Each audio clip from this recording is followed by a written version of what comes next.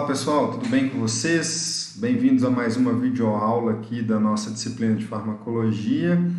Hoje vamos discutir sobre a farmacologia do sistema nervoso autônomo, especificamente abordando sobre agonistas e antagonistas colinérgicos e adrenérgicos, ok?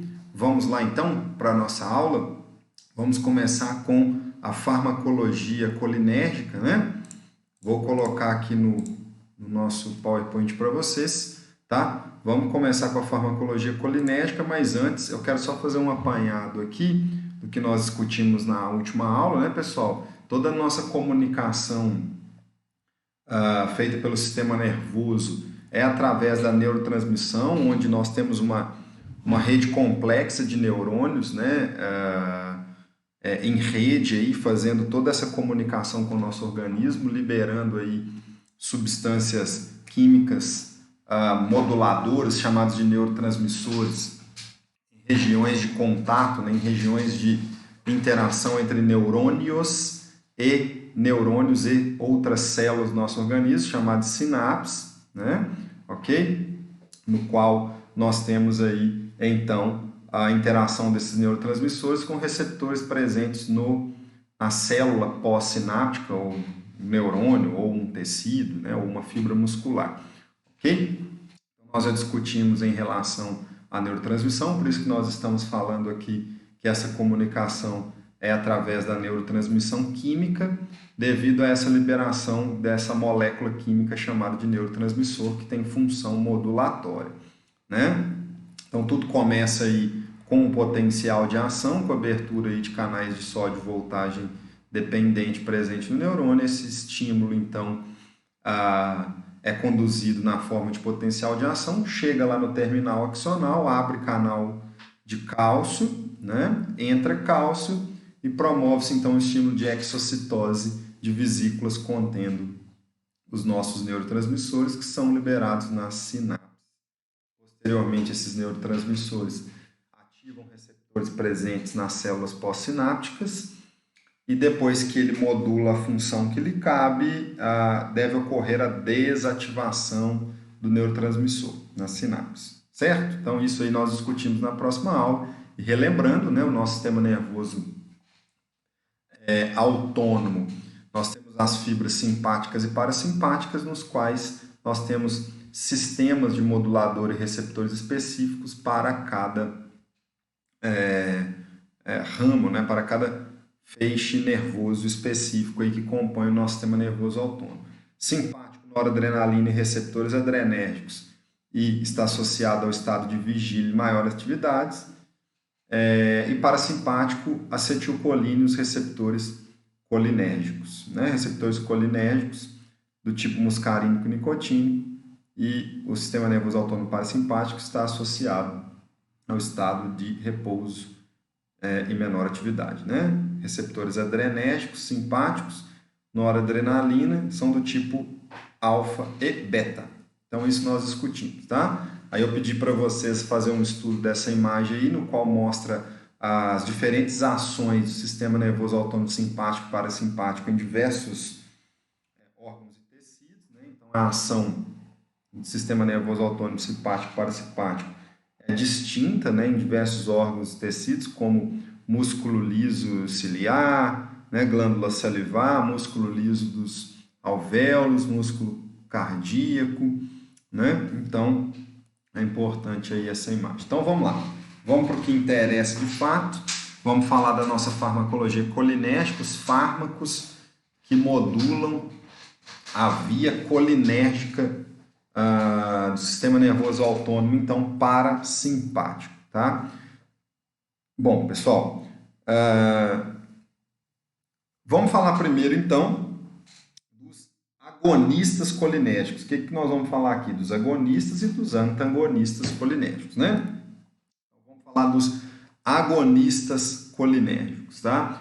Os agonistas colinérgicos, depois eu vou falar para vocês de outras denominações, né, que eles também podem ser chamados de parasimpaticomiméticos ou parasimpatomiméticos, colinomiméticos, ok? Eles podem ser diretos ou indiretos. Quem são os agonistas colinérgicos diretos? São aqueles que desempenham o seu papel biológico mediante o estímulo direto dos receptores muscarínicos e também nicotínicos, tá certo? Ou seja, eles se ligam diretamente ao receptor e ativam esse receptor, modulando então essas funções. Os indiretos são aqueles que promovem, na verdade, uma maior ativação da via colinérgica por bloquear uma enzima chamada de acetilcolinesterase, que é a enzima que degrada a acetilcolina. Ou seja, quando esses fármacos bloqueiam a enzima, eles preservam a ação da acetilcolina endógena, e essa acetilcolina endógena preservada e em concentrações mais elevadas acaba superativando aí, acaba potencializando mais a via colinérgica por esse agonismo mediado por receptores, né, colinérgicos. Tá? Então, nós temos os diretos e os indiretos. Diretos são aqueles que ativam o receptor por se ligar nele diretamente. Tá? Os indiretos são aqueles que preservam a ação da acetilcolina endógena por inibir a enzima chamada acetilcolinesterase. Por isso, esses fármacos também podem ser chamados de anticolinesterásicos, ou seja, os agonistas indiretos, agonistas colinérgicos indiretos também podem ser chamados de anticolinesterásicos, tá certo? Bom, então tá aí, pessoal, os efeitos biológicos mediados pela acetilcolina nos diferentes órgãos e tecidos. Então, a acetilcolina, mediante o estímulo principalmente dos receptores muscarínicos, porque quando a gente olha esses órgãos e tecidos aqui descritos, a gente vai pensar única e exclusivamente no receptor muscarínico, ok? Por que não nicotínico? Porque o receptor nicotínico, pessoal, ele está envolvido com a fibra muscular, então está envolvido basicamente com a junção neuromuscular da placa motora envolvendo o neurônio motor. Tá? Então, receptor nicotínico basicamente está envolvido no processo de contração de músculo esquelético mediado pela acetilcolina na via ali do neurônio motor. Tá? Então, o receptor muscarínico mais importante a nível global, o receptor colinérgico mais importante a nível global é o muscarínico, tá certo? Então, nós temos receptor muscarínico do sistema cardiovascular, no qual o efeito biológico mediado pela acetilcolina é a vasodilatação e o efeito que a gente chama de efeito cronotrópico e neotrópico negativo, ou seja, diminuição da frequência e da força de contração. Cronotrópico, frequência, e nootrópico, força. Tá? No trato gastrointestinal, aumento das contrações e atividades peristálticas do estômago e intestino e aumento da secreção do trato gastrointestinal.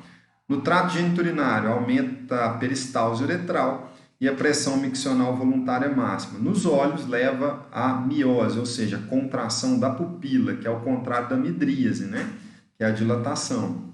Na glândula salivar, estimulação da salivação. Nos pulmões, broncoconstrição. Bom, eu vou destacar dois locais aqui, dois tecidos, né? Órgãos e tecidos aqui, que são importantes para a aplicação clínica dos fármacos agonistas colinérgicos, que é o nosso trato geniturinário e nossos pulmões, no caso dos antagonistas, tá? Então, geralmente os agonistas colinérgicos são utilizados para condições clínicas que envolvam trato gênito-urinário, tá, pessoal? Tratamento da retenção urinária, né, principalmente, e já os antagonistas são mais utilizados para condições respiratórias, tá? Por promover esse bloqueio e levar à broncodilatação. Mas vamos ir falando aqui que vocês vão entender direitinho. Bom, então quem são os nossos agonistas colinérgicos? São os fármacos carbacol, betanecol e pilocarpina. Nós temos um outro também chamado de metacolina, tá? Mas os três principais, carbacol, betanecol e pilocarpina. Para que o carbacol é utilizado? Tratamento da retenção urinária e o betanecol também no tratamento da retenção urinária. Já a pilocarpina é utilizado para tratamento do glaucoma. glaucoma em uso tópico, né? Ali na mucosa ocular, e a xerostomia por via oral. O que causa o glaucoma? Qual que é a principal consequência do glaucoma? Aumento da pressão intraocular, pessoal. Então, o aumento da pressão intraocular pode levar até a cegueira.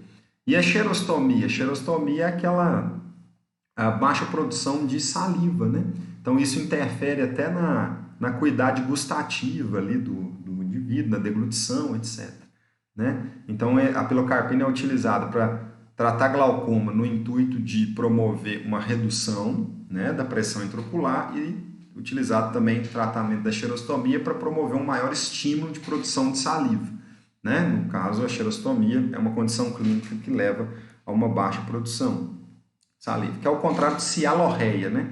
Cialorreia é o excesso de produção de saliva. Então, vamos voltar aqui. Ó.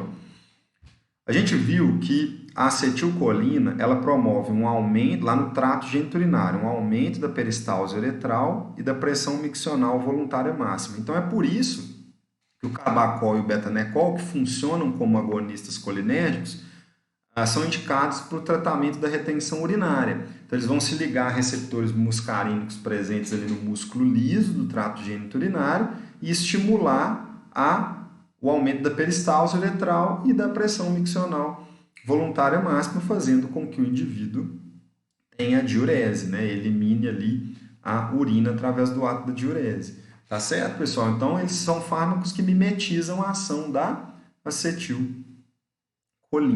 E a pilocarpina para tratar o glaucoma, né? Basicamente, a pilocarpina ela vai se ligar a receptores muscarínicos presentes no músculo ciliar da íris liso, né? E vai promover o quê? Contração da pupila. Isso alivia a pressão exercida aí pelo líquido, né? Os líquidos ali envolvidos, o humor aquoso, o humor vítreo ali que estão envolvidos no globo ocular, diminuindo então, alivia o fluxo, né? Diminuindo então a pressão intraocular. Por isso que ela é utilizada por via tópica. E no caso da xerostomia, né?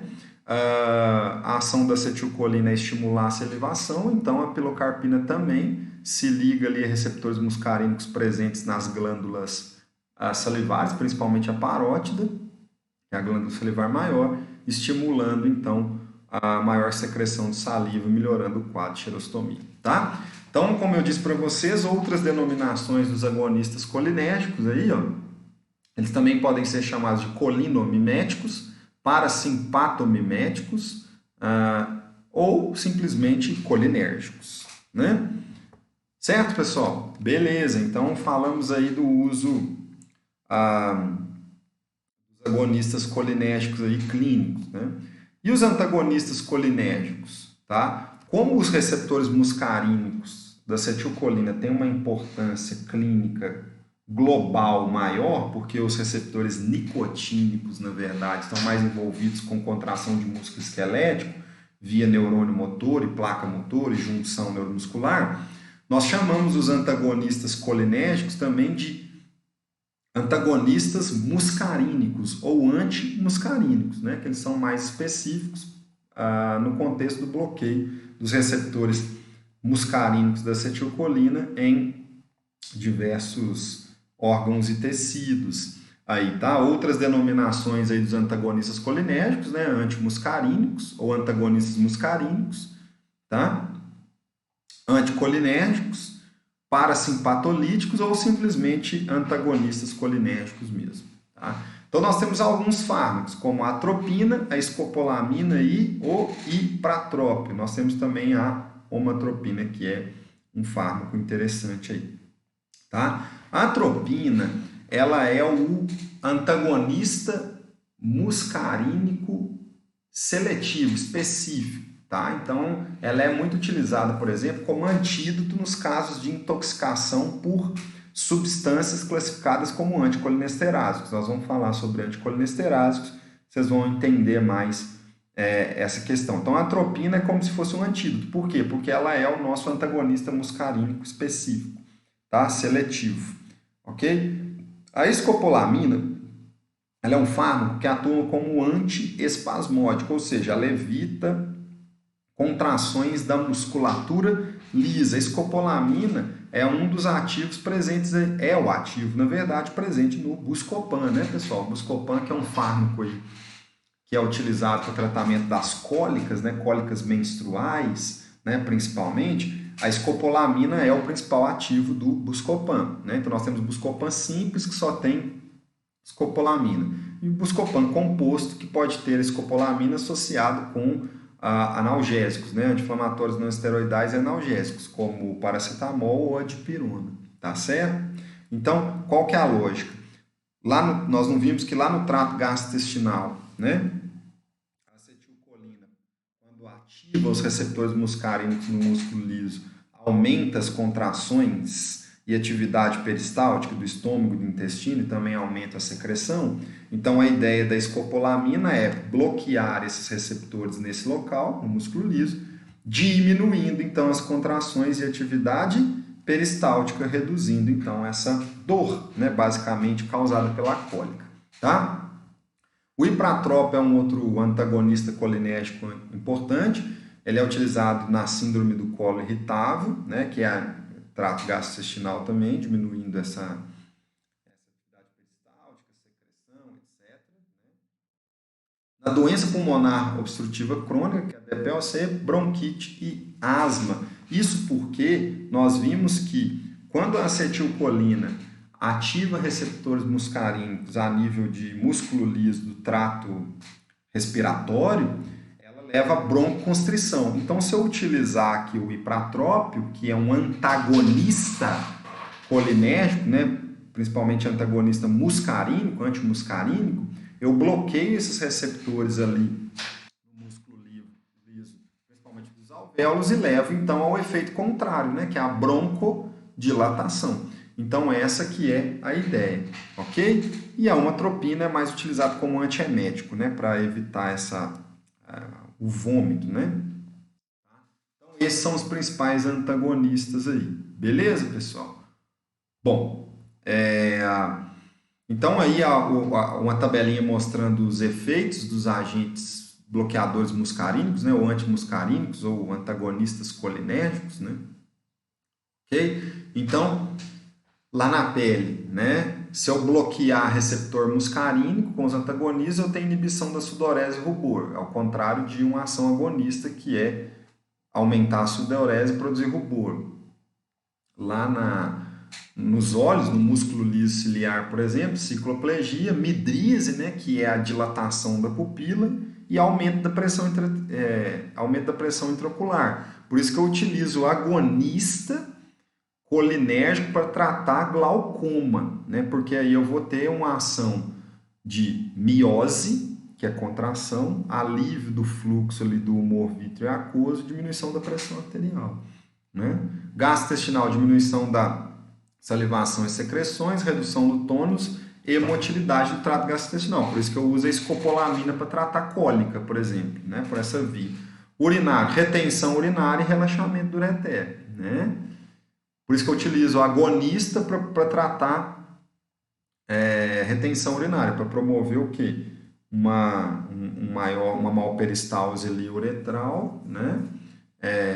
E promover a diurese. Respiratório, broncodilatação e diminuição das secreções. Por isso que eu utilizo o antagonista colinérgico, como o ipratrópio, para tratar condições respiratórias, como DPOC, né? Como asma. Cardiovascular, bradicardia em baixas doses e taquicardia em altas doses. No sistema nervoso, diminuição da concentração, memória, sonolência e sedação. Tá certo? Nós temos até antagonistas aí colinérgicos que são utilizados para tratamento de Parkinson, né? Como o piperideno, por exemplo, que é um antagonista colinérgico de ação central, tá? Então, é um fármaco da classe dos antagonistas colinérgicos que tem uma ação central bloqueando o receptor muscarínico do tipo M1 a nível de sistema nervoso central, melhorando então a via, melhorando algumas condições ali, como tremores, né, que ocorrem no mal de Parkinson, ok? Beleza.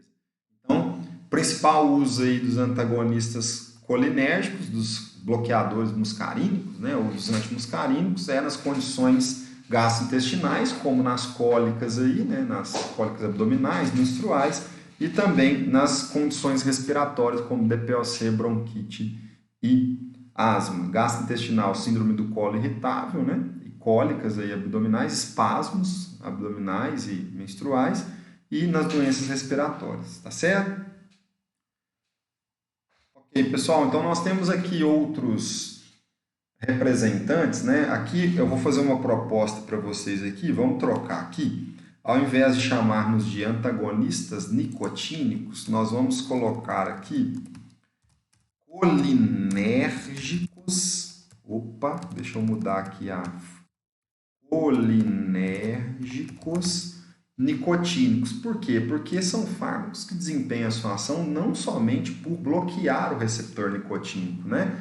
Mas por outras vias que culminem numa interferência aí do receptor. Então a gente não pode chamar de antagonista nicotínico assim fortemente, né?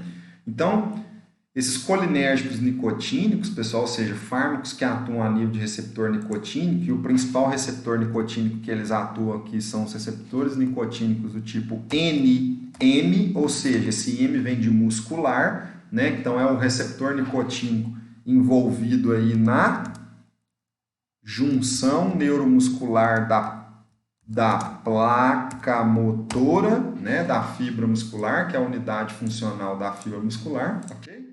Eles são chamados de bloqueadores neuromusculares, né? Então, na verdade, eles não fazem somente um bloqueio, na verdade, eles vão interferem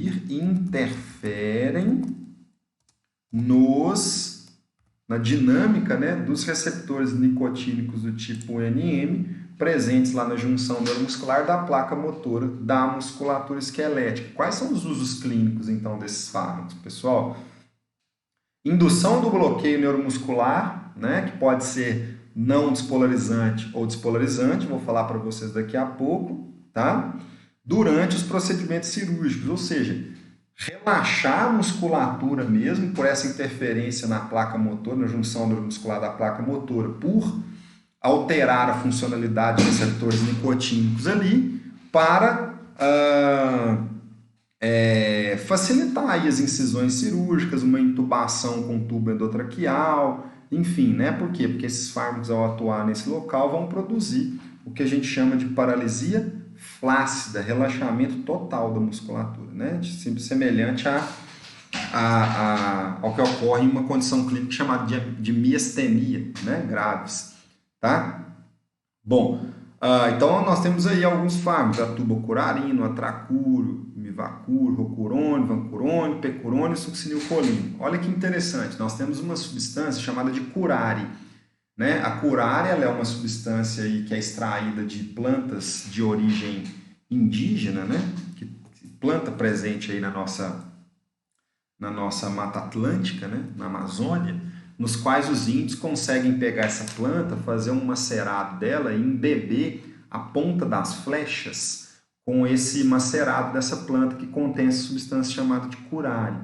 Aí eles lançam essas flechas nos animais, né, no momento da caça, né, e quando essa flecha perfura o tecido do animal, o curare entra em contato com a corrente sanguínea desse animal, na verdade ali com o local, né, com o tecido, e o curare leva um bloqueio ali dos receptores nicotínicos NM da placa motora do animal, e o animal ele sofre então uma paralisia flácida, a musculatura do animal relaxa por completo, ele não consegue se locomover, então os índios vão lá e abatem esse animal, né? Então é interessante, o curare é uma substância que foi até utilizada para produzir aí alguns bloqueadores neuromusculares utilizados clinicamente, como a tubocurarina, né? Que provém aí do curare, então.